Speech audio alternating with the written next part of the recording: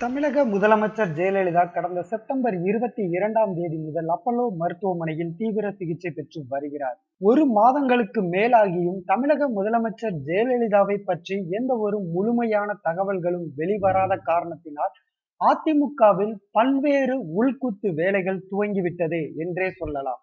அதிமுக தற்போது 3 அணிகளாக பிரிந்து செயல்படுவதாக அதிமுக வட்டாரத்தில் பரபரப்பாக பேசப்படுகிறது.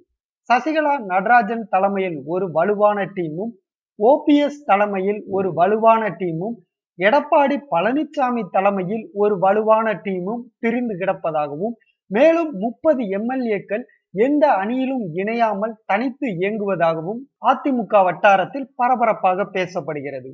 கொங்கு மண்டலத்தை எடப்பாடி பழனிசாமி ஒருங்கிணைத்து வருவதாகவும், அவருக்கு செங்கோட்டையன் வழிகாட்டுதல் செய்வதாகவும், மேலும் ஓபிஎஸ்க்கு தம்பித்துரைதான் ஆலோசகராக இருக்கிறார் என்றும், தம்பித்துரை மூலம் தனக்கு ஏற்றாற்போல் தமிழக அரசின் செயல்பாட்டை மாற்ற மோடி அரசு காய் நகர்த்தி வருவதாகவும் கூறப்படுகிறது.